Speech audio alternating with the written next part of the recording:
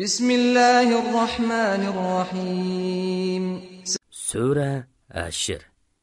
Nihoyat shafqatlik va mehribon Allohning ismi bilan boshlayman. Sabbaha lillahi ma fis samawati wa ma fil ard wa huwal azizul hakim.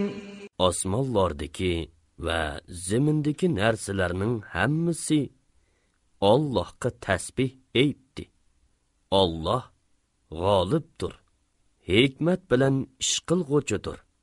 هو الذي أخرج الذين كفروا من أهل الكتاب من ديارهم لأول الحشر ما ظننتم أن يخرجوا وظنوا أنهم مانعتهم حصونهم من الله فأتاهم الله من حيث لم يحتسبوا وقذف في قلوبهم الرعب يخربون بيوتهم بأيديهم وأيدي المؤمنين فاعتبروا يا أولي الأبصار.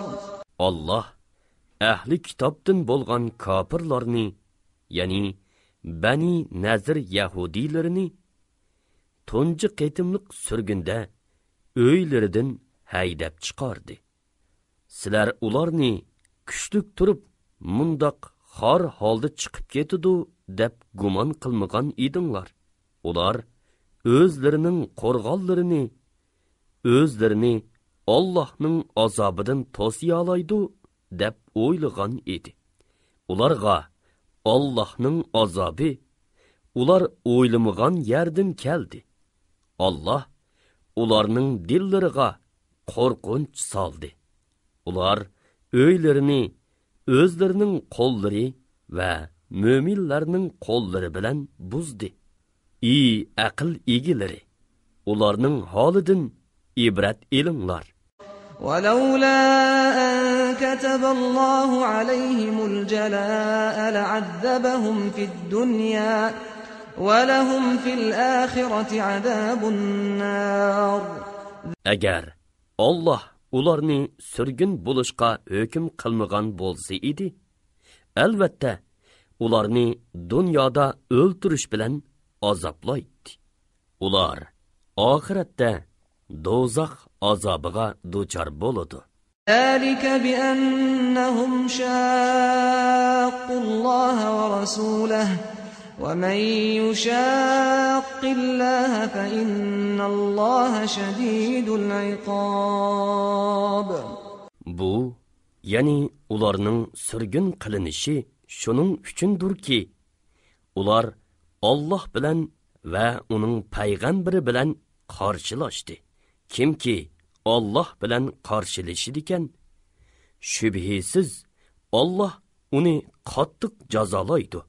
ما قطعتم من لينة أو تركتموها قائمة على أصولها فبإذن الله وليخزي الفاسقين. Musulmonlar, sizlar mayli Bani Nazirning xurmalarini kesinglar, mayli uni burunqi peti o'ri qoldiringlar. Hammasiga Alloh ruxsat qiladi. Allohning ruxsat qilishi Allohning itoatidan chiquvchilarni, ya'ni Yahudilarni rasvo qilish uchundir. وما أفاء الله على رسوله منهم فما أوجفتم عليه من خيل ولا ركاب ولكن الله يسلط رسله على من يشاء والله على كل شيء قدير. Allah payg'ambariga ulardan, ya'ni Bani Nazirning mollaridan qayturgan g'animatlarni sizlar ot to'gilarni choptirib, ya'ni ajr qilib, jafo mushaqqat tortib qo'lga keltirgan emas. Lekin Alloh payg'ambarlarini xohlagan odamga musallat qiladi. Allah her narsiga qodirdir. ما أفاء الله على رسوله من أهل القرى فلله وللرسول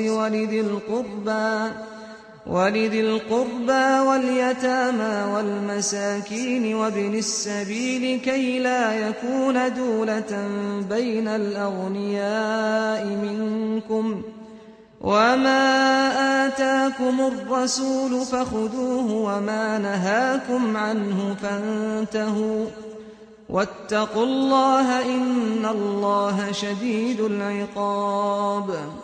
Allah payg'ambariga g'animat qilib bergan ahli Qura, ya'ni Qurayza, Nazr, Padak va Xaybar kuffarlarining mollarini ishchinlardagi boylar orasida qo'ldan qo'lga o'tib yurmasligi uchun Allohga, payg'ambarga, payg'ambarning xish aqibolariga, yetimlarga, miskinlarga, ibn sabillarga xos qildi. Payg'ambar sizlarga berganni elinglar. Payg'ambar cheklagan narsadan cheklaninglar. Allohdan qo'rqinglar. Haqiqatan Allohning azobi qattiqdir. للفقراء المهاجرين الذين أخرجوا من ديارهم وأموالهم يبتغون فضلا من الله ورضوانا وينصرون الله ورسوله أولئك هم الصادقون. U g'animatning bir qismi diyoridan haydab chiqarilgan, mol mulkidan ayrilgan faqir muhojirlarga xosdir. Ular Allohning fazlini va roziligini tilaydi. Allohga va uning payg'ambariga yordam beradi. Ani shular iymonda sodiq odamlardir. والذين تبوأوا الدار والإيمان من قبلهم يحبون من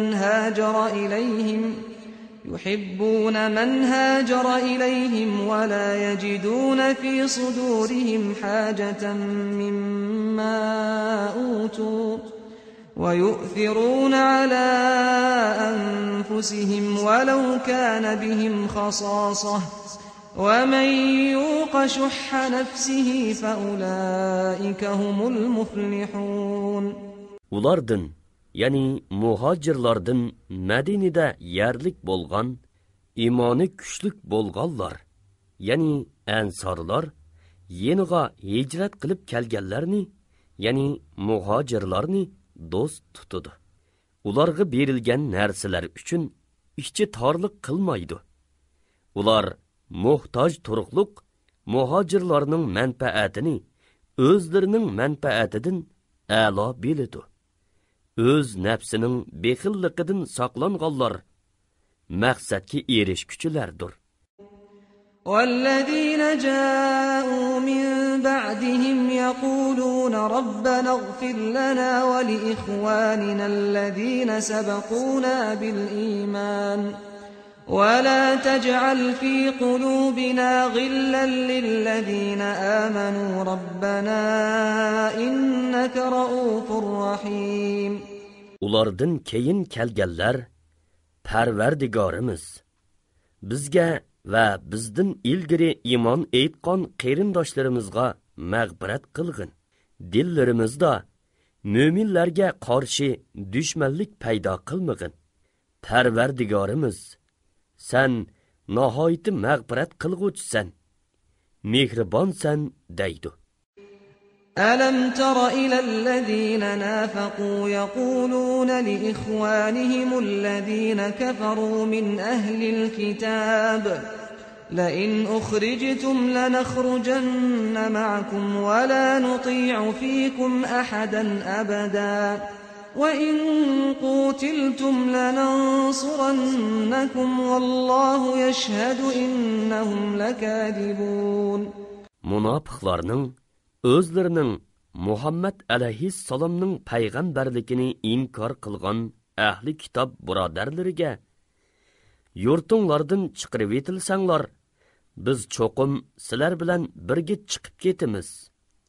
hargiz sizlarning zeyninglar hisobiga boshqa odamga itoat qilmaymiz.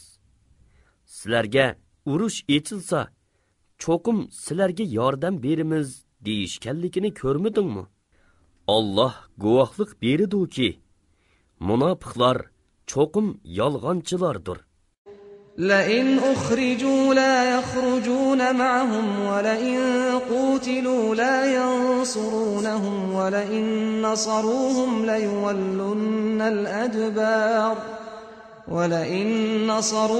ليولن الأدبار ثم لا ينصرون.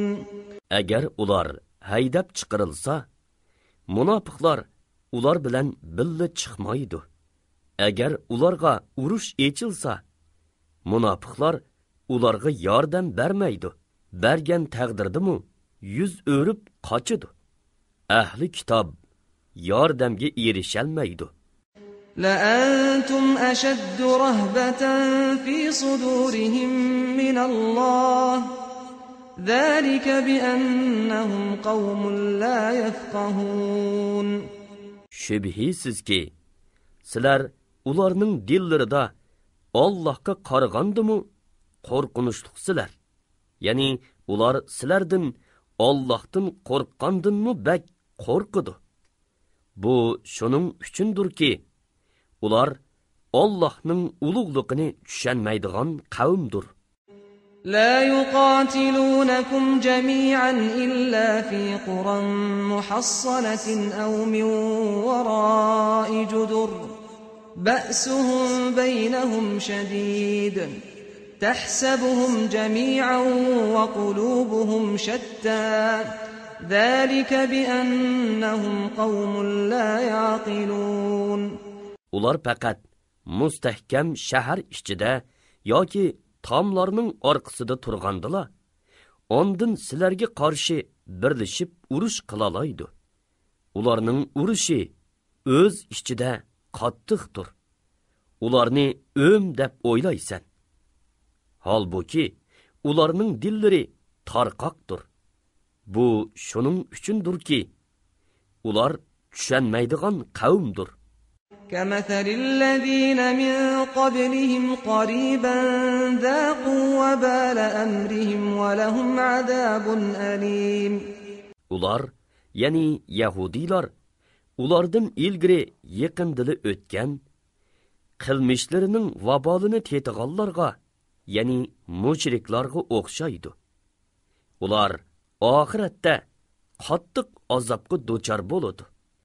كمثل الشيطان إذ قال للإنسان اكفر فلما كفر قال إني بريء منك إني أخاف الله رب العالمين.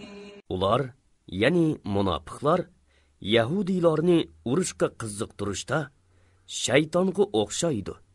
O'z vaqtida shayton insonga kofir bo'lgin dedi. İnson kofir bo'lgan chog'da shayton men sendan ado judoman. Men haqiqatan olamlarning parvardigori Allohdan qo'rqaman dedi. فكان عاقبتهما أنهما في النار خالدين فيها وذلك جزاء الظالمين. Ularning, yani shayton bilan insonning oqibati birlikda do'zaxga kirish, do'zaxda mangu qilish bo'ldi. Ani shu zolimlarning jazosidir. يا أيها الذين آمنوا اتقوا الله ولتنظر نفس ما قدمت لغد واتقوا الله إن الله خبير بما تعملون. Ey müminler! Allah'tan korkunlar. Her adam, ata, yani kıyamet günü üçün, yaxşı emellerden nimelerni tayyorlaganligiga qarasin. Allohdan qo'rqinglar. Alloh haqiqatan qilayotgan ishinglardan to'liq xabardordir. ولا تكونوا كالذين نسوا الله فأنساهم أنفسهم أولئك هم الفاسقون. Sizlar Allah'ni unutgan. Şunun bilan Allah ularga özlerini unutuldurgan kişilerdek bolmanglar. Yani şular fasıklardır. لا يستوي أصحاب النار وأصحاب الجنة أصحاب الجنة هم الفائزون. Ahli dozaq bilan ahli cennet kıyamet günü beraber bolmaydı. Ahli cennet bolsa maqsadga eriş küçülerdir. لو أنزلنا هذا القرآن على جبل لرأيته خاشعا متصدعا من خشية الله وتلك الأمثال نضربها للناس لعلهم يتفكرون. Agar biz Qur'onni birer taqqa nozil qilsak, cho'qim sen uning Allohdan qo'rqqanlikdan bosh akkanligini, yerilib ketganligini ko'ratdim. Biz bu misollarni kishilarga ular Allohning qudratini fikr qilsin deb bayon qilamiz. هو الله الذي لا إله إلا هو عالم الغيب والشهادة هو الرحمن الرحيم. Allah'tan başqa hech ma'bud barhaq yo'qdir. U yo'shurunni, oshkorini bilguchidir. U nihoyat shafqatlikdir. Nihoyat mehribondir. Ya'ni dunyo va oxiratda kang rahmat egisidir. هو الله الذي لا إله إلا هو الملك القدوس السلام المؤمن المهيمن العزيز الجبار المتكبر سبحان الله عما يشركون. Allah'tan başqa hech ma'bud barhaq yo'qdir. U mutlaq padişahdır. Yani bütün məxluqatның malikidir. Pakdır. Yani hamma nuqsandın pakdır. Möminlərgə salamatlik beğişliğidir. Dostlarını qorqunçdin, azabdın əmin qılğucudur. Hammini közütüb turğucudur. G'olibdir. Qahr qılğucudur. Ulug'luq egisidir. Mushriklarning sherik keltirgan narsalaridan pokdir. Huvallohul xoliqul bari'ul musawwir lahul asmaul husna yusabbihu lahu ma fis samawati wal ardi wa huval azizul hakim. Allah hammani yaratquchidir. Yo'qlikdan paydo qilg'uchidir. Hamma narsaga surat shakl beg'ishlig'uchidir. Ang chiroyli ismlarga egidir. Osmonlardagi va zemindagi narsalar uningga tasbih aytib turadi. U g'olibdir. Hikmat bilan ish qilg'uchidir.